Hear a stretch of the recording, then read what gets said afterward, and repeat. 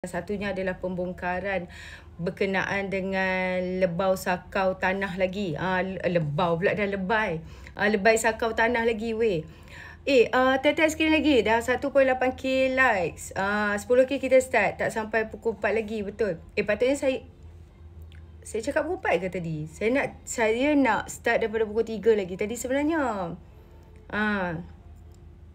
Hai, selamat petang. Saya cakap pukul 4 itulah cakap pun tak betul lah. Okay, tetes skrin lagi dan share-share korang. Ada berita yang sebenarnya saya faham lah kenapa diorang nak main sangat hal isu mengenai harga barang ni. Dan saya dapat tahu bahawa kan kemarin diorang duk main berkenaan dengan dulu 200 saja sebulan, sekarang ni 500 sebulan. Kan beli barang basah. Dia macam tak logik langsung lah. Dah lah copy paste. Lepas tu semua portal-portal news ni, portal hiburan apa, semua duduk copy paste benda yang sama. Mas Syed versus Rasul Wahid malam ni, macam mana Cik Ani? Apa tu? Siapa yang tu? Malam ni kita pun ada topik hangat juga yang kita nak bawakan pada pukul 10 malam. Kita bawakan dua VIP, iaitu Abang Saiful Izham dan juga YB Asmirul. Kita akan buka berkenaan dengan penipuan apa yang dibuat oleh siapa ni? Itu Sanusi. Kan berkenaan dengan Sanusi tipu apa? Sanusi bohong apa ni? Kan? Berkenaan dengan REE, KXP dan juga Gunung Inas, Baling. Okey. Tak sabar nak tengok malam ni. Jadi kita bongkarkan. Kalau Sanusi, mungkin peminat-peminat Sanusi boleh tag Sanusi sekali dan inform dia. Kalau dia nak join sekali pun boleh juga malam ni kan. Jadikan 3 hala. Ataupun dia nak bawa adun dia seorang lagi, kita boleh buatkan 4 panel ke, mana tahu kan. Boleh contact saya. Kata nak masuk sekali untuk berdebat dengan dua figura ni, iaitu dengan Abang Saiful Izham dan juga YB Asmirul. Betul tak? Barulah perdebatan yang sihat. Tapi orang PAS ni biasanya dia mengelak untuk bersemuka. Kan? Dia lebih suka cakap belakang. Dia lebih suka cakap satu hala. Kita faham lah kenapa. Faham je lah. Okay? Tap screen dan share lagi korang. Tap screen dan share lagi. Saya pengguna atas pagar tak tahu nak pilih siapa. Just dapatkan info yang tepat lah saudara ya. Sebab tak ada siapa yang boleh pengaruhi anda untuk undi siapa. Itu atas diri sendiri. Dan undi adalah rahsia, seperti yang kita tahu. Tetapi kita perlu menilai dengan bijak lah. Sebab kita kerajaan ni dalam masa 5 tahun lagi kalau nak tukar pun. Kalau dah tersalah pilih, dah tahu dia tu tak boleh nak mentadbir dengan baik, nak pilih dia lagi sekali buat apa? Betul tak? Buat rugi je. Jangan rugikan vote anda itu semata-mata dengan mengikut-ngikut orang. Kena pandai nilai sendirilah. Okay. Ada satu berita yang sangat kelakar hari ni. Sebelum tu, sebelum kita pergi ke situ, saya nampak ada 9 page yang keluarkan tajuk yang sama, iaitu dia kata apa? Page-page itu terdiri daripada akhbar-akhbar yang macam 10k dah. Ya, nak start lah ni. Boleh nampak 9 page yang keluarkan tajuk yang sama. Nampak macam sangat terancang, macam copy paste. Apa yang disampaikan adalah jujur cakap, dulu belanja dapur 200 je sebulan, sekarang dah jadi 500 sebulan. Rasa sangat terkesan sekarang. Kalau 500 sebulan belanja dapur, itu sangat-sangat jimat bagi saya lah. Sebab bagi saya 500 sebulan belanja dapur, let's say ayam, ikan, sotong, apa-apa je lah yang kau makan kan. Untuk sebulan bayangkan sayur, minyak, garam, cili bo, gula, everything. Milo, susu, Nescafe ke apa kan yang korang minum teh. And for 30 days, it takes, kalau 500, korang belanja tak lebih daripada RM20 je sehari. Macam kau belanja RM17 lebih. RM17 saja sehari untuk barang dapur. Tak jimat lagi ke? Kan? Tak jimat lagi ke? Lebih daripada jimat lah saya rasa. Yelah, sebab dia kata macam ni. Dulu 200 sebulan je belanja. 200 sebulan kau makan apa? 200 sebulan kau makan apa weh? Untuk sebulan. Adakah ayam tu kau makan seketul sehari je untuk 5-6 beranak? Kan? Kalau orang bujang pun tak semestinya 500 sebulan belanja makan. Aku rasa lah. Okay, kau bayangkan semalam page-page yang main isu ni ialah Cosmo. Lepas tu Negeri Sembilan Kini pun ada, Penang Press pun ada, Oh Bulan, Sepang Viral, nanti aku tengok lagi, Cosmo Online. Lepas tu page-page yang kecil ni banyak lah, Metro Online, banyak lagi lah, lebih kurang 9 atau lebih lah. Dan apa yang saya nak sampaikan di sini adalah nampak sangat terancang. Dan kalau page ni pro pada PN, mungkinlah pro PN, tapi kalau bukan pro kepada PN mungkin juga dibayar. Sebab semalam pun saya dah bagi tahu rate berapa kan untuk satu posting, dan bukan murah tau. Macam siap kat Keli ke Pemera.com, Pemera.com pun siap benda yang sama. So sebab aku tengok rate Pemera.com ribu-ribu tau, kan satu posting. So kau bayangkan lah. And hari ni juga ada senarai yang orang share berkenaan dengan beberapa ahli politik ni sejak seminggu lepas dah mula FBS. Jadi dia orang dah mula FBS. Yang nombor 1 kedudukannya adalah siapa? Cuba teka. Yang nombor 1 kedudukannya adalah PAS, Pemuda PAS. Pemuda PAS menang. Oh, banyak betul duit Pemuda PAS RM25,000. RM25,000 dia tu. Aku tunjuk. Okey. Dalam beberapa ahli politik yang dilaporkan telah memulakan kempen politik mereka di media sosial untuk menjelang pilihan raya ni, Pemuda PAS Malaysia telah membelanjakan dan untuk tempoh 7 hari lepas, iaitu RM25,812. Manakala Presiden Muda Syed Saddiq telah membelanjakan RM5,660. Okey, saya tunjukkan. Ini. Sebab kalau tak tunjuk tak best kan? Dah beberapa hari kita duduk komen isu tu. Kejap. Okey. Nampak ini. Page name Dewan Pemuda PAS Malaysia di PPM. Amount spend dia berapa untuk FBX?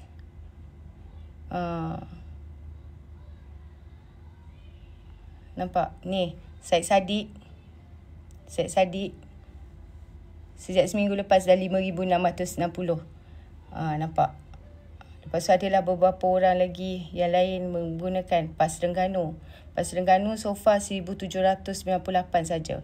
So apa yang aku nak simpulkan di sini, banyak betul duit dia orang kan? Itulah. Dan jap.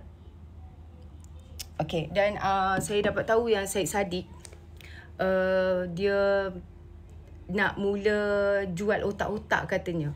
Tapi kalau nak mula jual otak-otak, tak jual otak-otak lagi, dah banyak duit macam tu, apa cerita? Kan? Adakah menjual otak-otak tu hanya sekadar Okey, kita sambung lagi lah.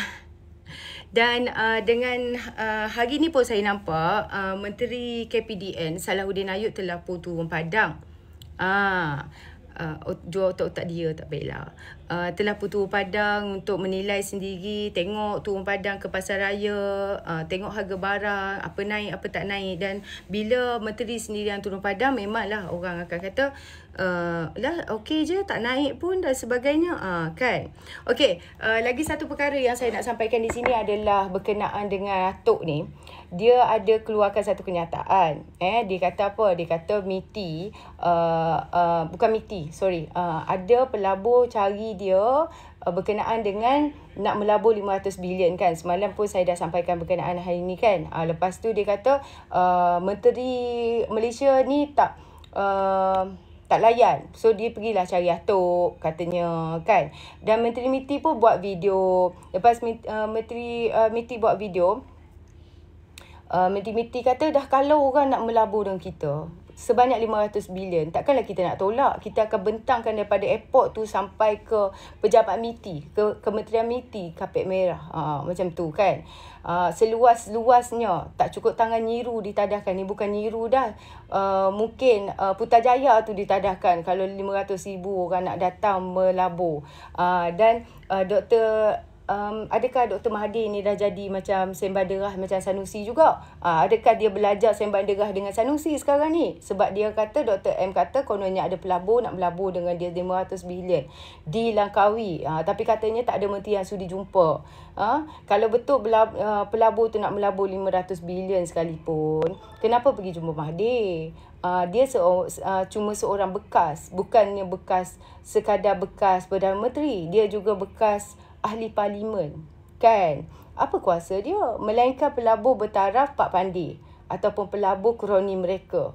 We don't know that. Tapi, yelah, temberang kat Walaun boleh lah. Sebab Walaun ni suka telan bulat-bulat. Betul tak? Tiba-tiba, Sinar Harian mengeluarkan satu berita pagi tadi lah. Bila aku tengok.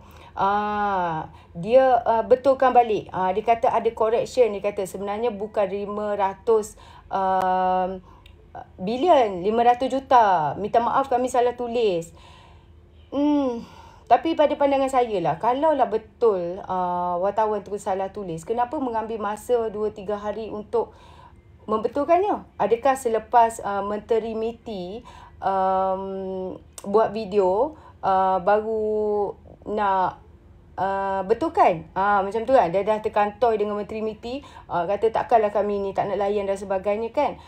Lepas Menteri MITI dah betulkan, lepas Menteri MITI dah dah respon, tiba-tiba betulkan bukan 500 bilion, 500 juta pula dah kan. Sembang derah jugalah. Okey, baik, dia macam ni. Macam tinggi sangat pula aku kursi hari ni. Bila orang tanya pasal negara,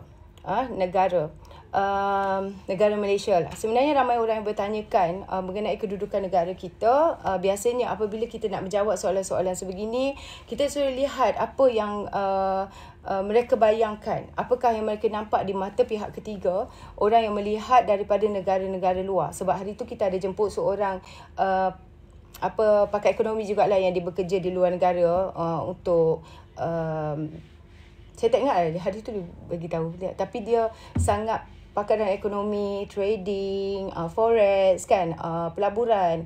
Okey, dan beliau menceritakan apa yang mereka akan nampak adalah dalam tempoh 6 tahun kita sudah ada 5 kerajaan. Ini tentu tidak menstabilkan polisi-polisi negara yang merupakan faktor yang penting di mana pihak-pihak yang mahu masuk melabur. Apabila cakap-cakap nak tukar kerajaan ini tak habis-habis, mereka akan cari destinasi yang lebih mudah lah bagi mereka untuk membaca keadaan dan mencari peluang berniaga. Jika sesuatu kerajaan tidak stabil, dia pun takut nak datang dan masuk berlabur, khususnya sebab polisi akan berubah. Okey, di antara penyebab pertambahan hutang ini ialah defisit belanjawan yang sudah lebih daripada 20 tahun. Dan ini menyebabkan kadar defisit menjadi perhatian. Defisit tahun 2022 adalah 5.6%. So, jika hutang ini kosnya 3% setahun sahaja, kerajaan terpaksa memperuntukkan sebanyak 45 bilion setahun untuk membayar kos. Itu belum lagi membayar pokok lagi, tu tahu tak? Jadi nisbah kepada pendapatan negara KDNK adalah di dalam 16%. Di Asia Pasifik, nisbah cukai KDNK negara sebanyak 11.4%. Di dalam tahun 2020 adalah antara yang terendah. Ini menyebabkan kerajaan tidak dapat manfaat banyak daripada pertumbuhan ekonomi. Dan Walaun akan cakap apa? Dia kata, alah masa tu COVID, dia kata ekonomi terbantuk dan sebagainya. Tapi komponen subsidi dalam perbelanjaan pengurusan negara adalah tinggi. Kan? Jadi di dalam tahun 2022 ianya berjumlah RM80 bilion walaupun sudah diturunkan ke lingkungan 60 bilion dalam bajet 2023. So, subsidi mengalih tumpuan daripada perbelanjaan lain yang lebih produktif, dan 60 bilion berbanding dengan jumlah belanjawan yang pengurusan lebih kurang 300 bilion masih tinggi pada kadar 20% tu mengikut pakar tersebut. Dan walaupun kadar faedah di kebanyakan negara-negara tinggi disebabkan oleh polisi yang melawan inflasi, kadar OPR di Malaysia hanyalah 2.8%. Berbanding dengan negara Amerika pada tahap 5.25% sekarang ni. Jadi untuk rekod, pada tahun 2020, kadar OPR negara adalah 3.0. juga berbanding dengan FFR masa tu hanya 1.75 kan. Ini bermakna negara meletakkan deposit di luar negara pelabur meletakkan deposit di luar negara lebih menguntungkan berbanding dengan apa yang ditawarkan negara kita. Jadi dia sebenarnya apa yang nak disampaikan di sini, semua pihak yang menjadi kerajaan dari tahun 2017 sehinggalah sekarang, mereka semua ada saham di dalam membawa kedudukan negara kita ni. Jadi perkara yang seperti pilihan raya, maksud saya perkara yang seperti menyebabkan ketidakstabilan negara kita ni akan memberi imej buruk. Maknanya kalau negara kita berlaku peralihan kuasa lagi, bertukar Perdana Menteri lagi, saya tak pastilah apa akan jadi lagi.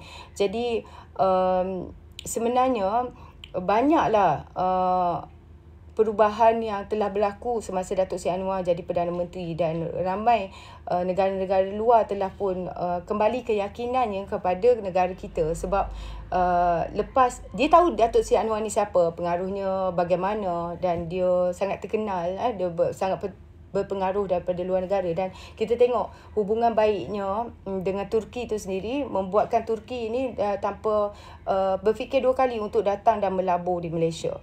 Dan kita nampak buat pertama kalinya kita ada Perdana Menteri yang berani untuk bersifat tegas dengan isu-isu antarabangsa. Dan juga bila dia ke China hari tu dengan membawa pelaburan balik 170 bilion, dan dia menegaskan bahawa masa tu berlaku konflik mengenai Petronas yang sama ada jajahan kita ataupun dia claim bahawa Petronas telah menggali minyak di jajahan dia, tetapi Datuk Seri Anwar kata kami tetap akan meneruskan kerja, Petronas akan tetap mengerjakan cari gali di kawasan tersebut. Jadi jika anda melihat negara daripada luar, anda lihat apa yang orang luar tengok negara kita ni bagaimana, dan kalaulah tidak terlibat, negara kita tidak terlibat dalam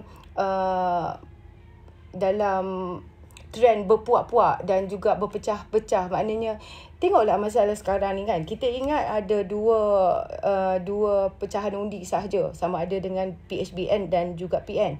Tapi apa yang berlaku sekarang ni, ada pihak ketiga iaitu MUDA ini, dia nak kacau undi, dan dia sebenarnya lebih pada fokus mereka, saya nampak dia nak mengacau undi orang bukan Islam, orang non-Muslim, non-Malay. Jadi mungkin itu salah satu peranan MUDA lah pada hari ini. Jadi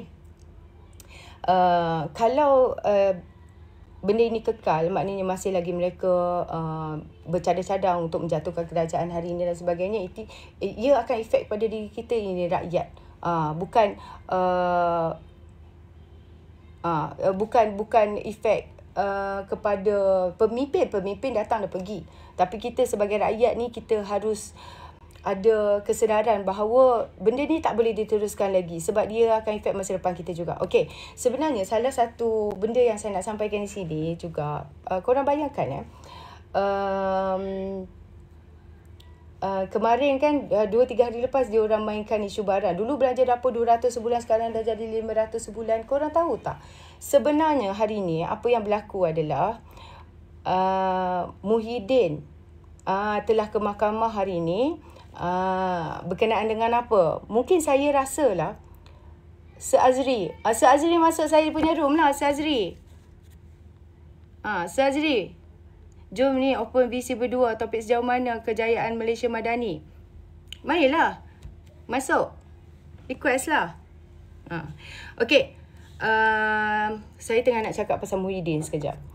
4 pertuduhan salah guna kuasa Muhyiddin telah lengkap dan Kuala Lumpur 11 Julai.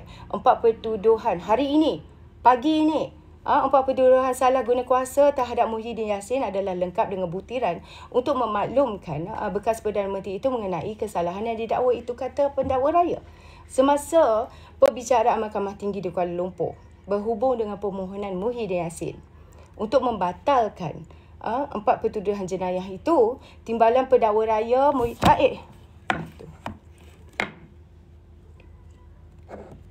Okey, kejap. Okey, saya nak habiskan dulu baru orang lain boleh naik. Okey, semasa perbicaraan di Mahkamah Tinggi Kuala Lumpur, berhubung permohonan Muhyiddin untuk membatalkan 4 pertuduhan jenayah itu, Timbalan Pendakwa Raya Muhammad Akram Garib memperincikan butiran pertuduhan yang didakwa yang akan menjadi notis mencukupi kepada tertuduh untuk berhubung dengan kesalahan yang dilakukannya. Jadi TPP menegaskan bahawa 4 pertuduhan berkenaan mengatakan unsur-unsur kesalahan di bawah Seksyen 23 kurungan 1 Akta SPRM 2009, iaitu Muhyiddin atas kapasitinya sebagai pegawai awam ketika itu Perdana Menteri telah menggunakan jawatan berkenaan untuk suapan 232 juta. Jadi adalah terlalu awal katanya untuk mengatakan pertuduhan itu cacat. Pertuduhan itu adalah lengkap dengan notis yang mencukupi kepada Muhyiddin supaya dia boleh menyediakan pembelaan sewajarnya. Siapakah kamu ketika itu sebagai Perdana Menteri dan Presiden Bersatu? Jadi dakwaan suapan itu diterima ialah daripada siapa? Bukhari Equity, Sedia Berhad, dua-dua syarikat lain dan seorang individu. Juga daripada 2 syarikat lain dan seorang individu lah. Apa lagi yang kamu perlukan? Kim kata. Jadi 200 juta itu dan tarikh antara 1 Mac 2020 dan 20 Ogos 2021 adalah khusus. Kamu Muhyiddin, ini Hakim kata, kamu Muhyiddin sepatutnya tahu apa yang kamu lakukan ketika itu. Beban terletak atas beban terletak pada kami untuk membuktikan kamu melakukan apa yang kamu lakukan berdasarkan perincian itu. Muhyiddin memfailkan notis usul dia sebenarnya nak membatalkan tuduhan itu pada 18 April lepas dengan menamakan pendakwa raya sebagai responden. Dia juga pengerusi Perikatan Nasional PN yang memohon supaya dilepas dan dibebaskan keempat-empat pertuduhan yang dikenakan terhadapnya pada 10 Mac lalu. Dan memohon proceeding di Mahkamah Session ditangguhkan melalui affidavit sokongan difailkan bersama notis usul itu. Dia mendakwa 4 pertuduhan adalah cacat dan tak sah katanya di sisi undang-undang kerana apa? Kerana dikata bercanggah dengan Seksyen 152 Kanun Acara Jenayah. Jadi ketika dia menjadi Perdana Menteri ke-8 didakwa menggunakan kedudukan dia untuk suapan berjumlah 232.5 juta daripada syarikat. Syarikat apa? Bukhari Equity Sedia Berhad. Syarikat apa lagi? Nepturis Sedia Berhad. Syarikat apa lagi? Manfo Sedia Berhad. Serta Azman Yusof secara persendirian bagi parti berkenaan. Jadi dia dituduh melakukan perbuatan tersebut di pejabat Perdana Menteri, Bangunan Perdana Putra, Pusat Pentadbiran Kerajaan Persekutuan di Putrajaya antara 1 Mac 2020 dan 20 Ogos 2021. Okey, jadi nampak tak? Rupa-rupanya apa kita nak kata What's the word? Thank you bijaksana. What's the word?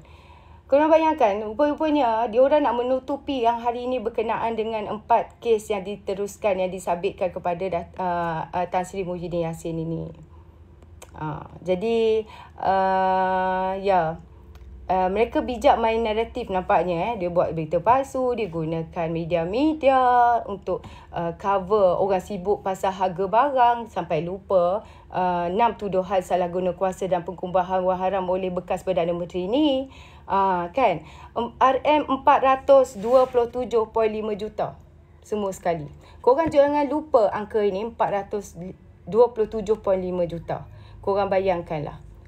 Dan pandai Haji Hadi dan Muhyiddin ni, dia tunggal orang Melayu dan Islam nak menang PRN ini. Dia tahu Melayu yang paling sensitif bab Melayu dan Islam. Tak habis-habis nak ditunggangnya orang Melayu. Bila nak insaf orang macam ni? Kita dah masuk tahun 2023. Thank you the judgment. Ubahlah sikit cara berpolitik tu. Rakyat susah. Masa kau istihar darurat, apa yang kau buat? Dah lah kau ikut cakap Jemin buat PKP separuh masa. Rakyat kau kurung tapi kilang-kilang boleh berkuasa masa tu. Harga telur dengan ayam naik pun kau tak boleh kawal. Sebab tokek telur dan ayam geng kau ke macam mana? Betul tak? Kalau masih ada orang Melayu yang terpedaya dengan propaganda-propaganda mereka ini, Muhyiddin Mahathir dan juga Hadi Awang ini, saya tak tahu nak cakap apa lagi. Masa darurat pun nak cakap duit juga. Rakyat terpaksa keluarkan EPF sendiri sebab nak bayar hutang. Sebab nak survive masa itu. Terpaksa buat moratorium. Tapi korang? Jadi, saya ulang lagi sekali. Muhyiddin hari ini didakwa kes mendapatkan suapan rasuah 232.5 juta. Dan beliau terima wang hasil aktiviti haram 195 juta untuk manfaat kerjaya politik beliau dan rakan-rakan parti politik beliau. Suapan rasuah 232.5 juta adalah 200 juta daripada Bukhari Equity Sedia Berhad, 1 juta daripada Nepturis Sedia Berhad, 19.5 juta daripada Manfo Sedia Berhad, 12 juta daripada Azman Yusof. Okey, saya ingatkan lagi sekali. Okey, jadi inilah kan. Ramai orang Melayu ni memang pelik. Mereka tak suka dan tak hargai kerajaan yang bersungguh-sungguh nak perangi rasuah dan cuba buat kebaikan untuk rakyat sebaik mungkin. Sebaliknya mereka lebih rela negara ini diperintah oleh orang yang kuat menyakau dan haram tak tahu apa-apa untuk kebajikan rakyat. Cuba fikir balik. Waktu PKP dulu. Sesi parlimen digantung untuk mudahkan mereka ni menyakau tanpa ada pemantauan. Dan mereka juga tak hirau nasib rakyat yang hidup sengsara masa itu. Berpuluh ribu rakyat mati kerana kerakusan kerajaan Muhyiddin ni nak rampas kerajaan Sabah. Hingga terpaksa adakan PRN. Lepas itu wabak COVID pun bergila. Yang diimport daripada Sabah ke Semenanjung, korang bayangkan. Saya ingat lagi kes pertama yang wanita yang pergi berkempen dekat sana dan balik sini. Ya Allah, masa tu menular dengan teruk yang bunuh diri pun kau tak cakap lah. Kempen bendera putih terpaksa dilakukan oleh rakyat sendiri untuk mendapatkan pertolongan daripada orang ramai. Daripada NGO dan rakyat yang prihatin yang ingin membantu. Rakyat tolong rakyat. Rakyat kena jaga rakyat kerana kerajaan gagal berfungsi. Kenapa kita hashtag rakyat jaga rakyat? Kita jaga kita masa tu. Sebab kerajaan gagal berfungsi. Saya dah tak sanggup dah nak ada kerajaan yang sama. Yang 33 bulan dia gagal mentadbir. Dan dia sendiri pun sebagai pengerusi Majlis Pemulihan Negara. Apa yang dia buat? Makan gaji buta ke? Gaji buta ke? Elang buta ke? Kan? Menteri-menteri juga bebas langgar SOP dan berlaku 2 darjat masa tu. Rakyat di compound dengan berpuluh ribu, beribu-ribu. Even reason rakyat di compound pun macam tak masuk akal lah bagi aku. Jadi bersyukurlah. Bersyukur kita sudah ada kerajaan yang cakna dengan kos sara hidup kita. Kita ada kerajaan yang mendengar. Menteri-menteri yang mendengar. Menteri-menteri yang turun padang. Kau rasa 33 bulan dulu dia buat apa? Bila kita orang akad bendera putih, apa jawapan dia? Usahakan dia nak turun padang. Bila orang tanya, bagaimana dengan rakyat yang mengangkat bendera putih? Dia jawab apa? Dia jawab, janganlah angkat bendera putih, bendera biru bolehlah angkat. Dia kata macam tu. Itu ke orang yang kau nak angkat sebagai Perdana Menteri, saya nak tanya. Okey, baik.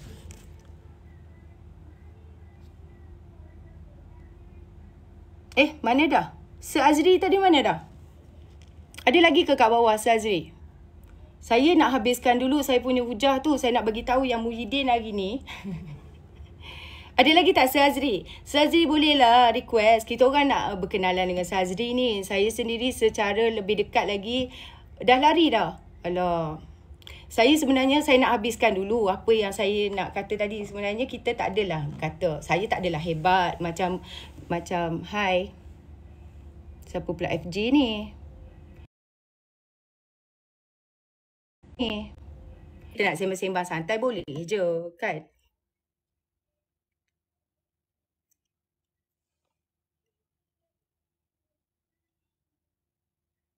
Alah, tunggu kejap je pun sebab saya tengah cakap. Jadi saya kena habiskan apa yang saya nak sampaikan. Apa yang saya nak sampaikan pun tak lama pun kan. Sampaikan ni hati kau sungguh keras. Tak, dia sebenarnya adakah dia nak umpan saya untuk pergi room dia? Tidaklah. Kat sinilah kita santai, sembang-sembang. Tak ada dah ni. Tak nampak dah dia kat bawah ni. Sekejap aku cari balik, aku try. Saya cuba cari balik nama dia, saya cuba invite balik lah.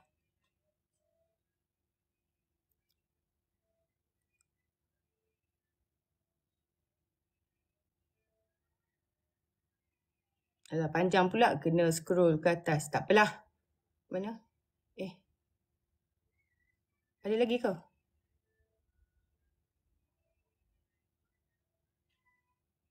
Tak nampak lah. Satu hal pula saya kena scroll ke atas ni. Tak apalah. Okey, baik. Dia dah silap cakap tu rekod-rekod. Saya silap cakap apa? Apa yang saya silap cakap rekod je lah. Ada apa masalah? Memang saya punya room memang direkod. Walaupun kau tak rekod, saya dah rekod. Dan diletakkan dalam YouTube. Korang boleh pergi. Tu bukan dia lah. Dia lah tu. Dan lagi nak cover gomo kau tu. Tak habis-habis lah. Suka hati saya lah. Tak tipu sumpah betul. Apa benda lah. Okey, baik. Jadi hari ini saya rasa apa yang telah dibuat oleh puak-puak sana hanyalah untuk menutup bahawa Muhyiddin, 4 pertuduhan salah guna kuasa, Muhyiddin adalah lengkap. Jadi dia tak boleh nak lawan lagi. 4 pertuduhan salah guna kuasa. Salah guna kuasa terhadap Muhyiddin Yassin lengkap dengan buktiran untuk memaklumkan bekas Perdana Menteri itu mengenai kesalahan yang didakwa itu. Jadi, 4 pertuduhan tu ada bukti yang kukuh mengenai kan kesalahan-kesalahan tu yang berkenaan dengan dia telah menggunakan jawatan berkenaan untuk suapan 232 juta itu. Okey, jadi yelah kalau nak kata pertuduhan tu cacat dan sebagainya terlalu awal kan. Siapa kamu masa tu? Kamu adalah Presiden Bersatu, kamu adalah Perdana Menteri. Dua perkara itu sebagai Presiden Bersatu dan juga Perdana Menteri, dua perkara itu telah kukuh untuk mengaitkan dia. Dia kata, bukan masuk akaun saya, masuk dalam akaun parti. Tapi kau tu Presiden Bersatu. Kalau kau bukan siapa-siapa dalam Bersatu, kau bolehlah jawab macam tu. Kan? Tapi kau tu Presiden Bersatu. Saya cuba kata aja. Janganlah koyak. Alah, sikit-sikit koyak, sikit-sikit koyak. Tahulah sokong perasuah. Sikit-sikit koyak. Melalui affidavit sokongan yang difailkan bersama notis usul itu, 4 tuduhan itu adalah cacat katanya tak sah. Tapi hakim tolak. Hakim tolak mentah-mentah. Hakim kata, kamu masa tu ada kuasa. Kamu Perdana Menteri. Kenapa boleh kata tak sah pula? Kan? Jangan nak lari lagi. Dah buat, berani buat. Beranilah tanggung. Apa punya orang. Okey. Baik. Siapa nak naik ya?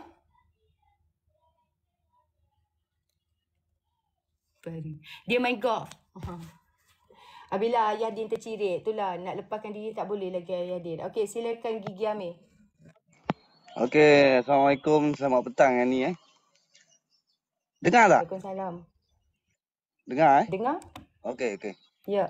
Ni lah yang ni nak tanya nak tanya langkah kerajaan sekarang lah untuk yelah sekarang ni kalau kita tengok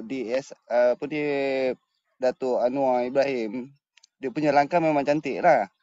Mementerah rasuah apa semua ni.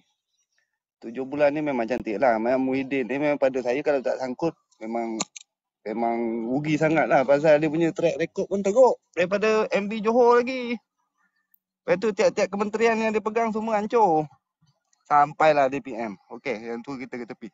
letak langkah seterusnya tau untuk meneruskan kesinambungan rasuah ni, benterah rasuah ni kan. Kalau ada menteri naik ke siapa naik dekat room yang ni, ajukan soalan dia kan. Langkah kesinambungan macam mana pula? Macam ni, macam kita langkah ni dah cantik. Untuk ke depan tau. Untuk ke depan, macam ada pindaan akta ke, ketatkan lagi ke, bunuh ke. Faham tak? Yang ke depan akan datang. Tak, benda ni macam Cina pun dia buat hukuman bunuh pun rasuah still ada. At least seriusnya kita tau. Untuk bendung masalah ni. Ada tak dia orang buat? Okey. Sementara 2/3 ni. Sementara majoriti 2/3 lah pada saya. Kita tak adalah ekstrim macam PAS. Tak adalah, gurau je. Tak, saya tanya macam ni lah. Okey, baik. Parti yang mengamalkan rasuah ini, biasanya kita nampak, kan, so far, ada tak parti Islam? Mostly, pemimpin-pemimpin yang didapati dan didakwa ini Islam semuanya. Tak, itu betul. Saya setuju. Setakat ni yang Malaysia ni hancur ni semua orang Melayu yang buat, saya nampak.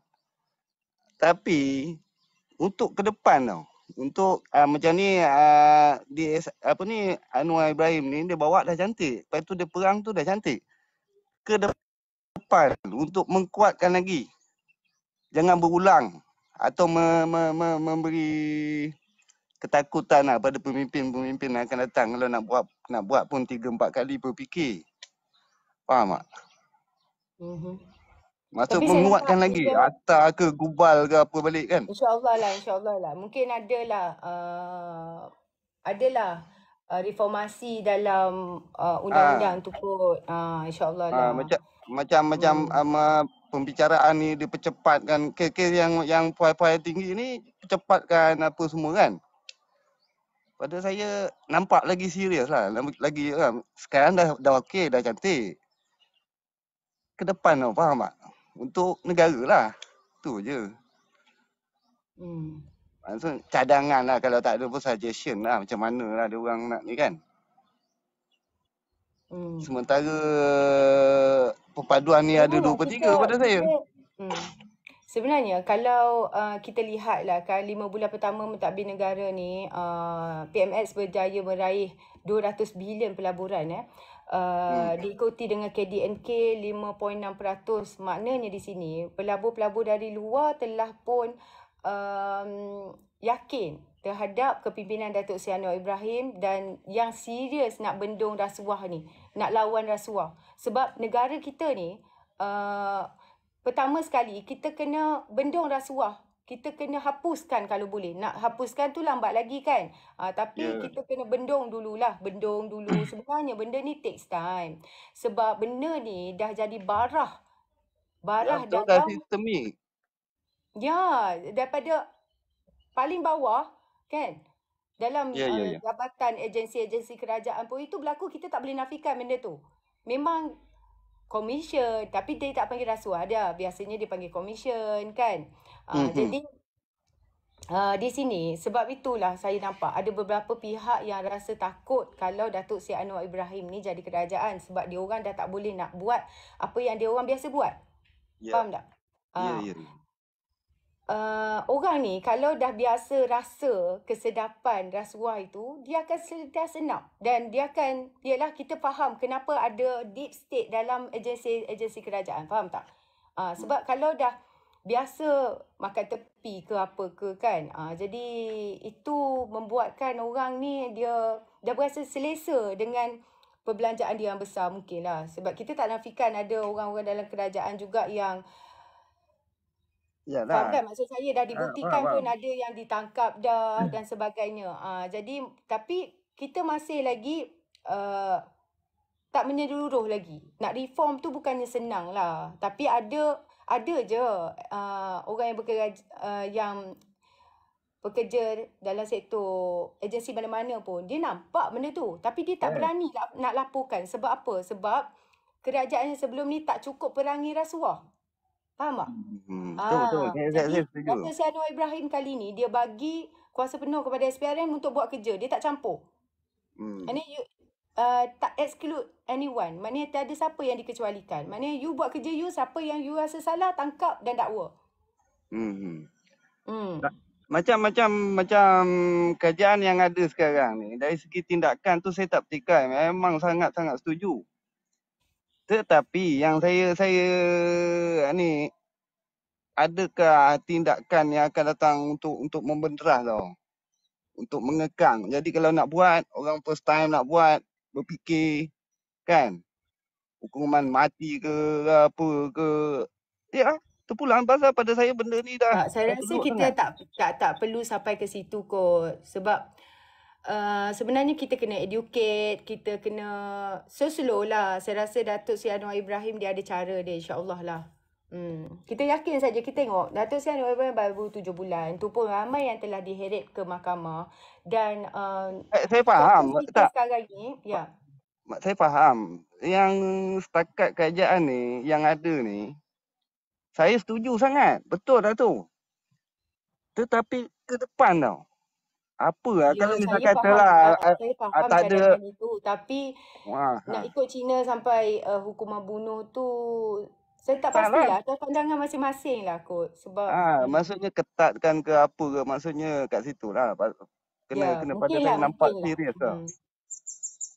Tak ketatkan lah mungkin, tapi tak adalah nak ikut China sampai ikut hukuman bunuh dia orang tak tu. kisahlah apa-apa pun betul lah. Jadi benda tu nampak ni, kalau dia misal kata dia curi 2 juta, kena compound bayar balik baru mungkin lebih tegas lah. Mungkin jika macam mana nak hilang benda tu kan, nampak semua harta ke apa ke, tapi yalah kan.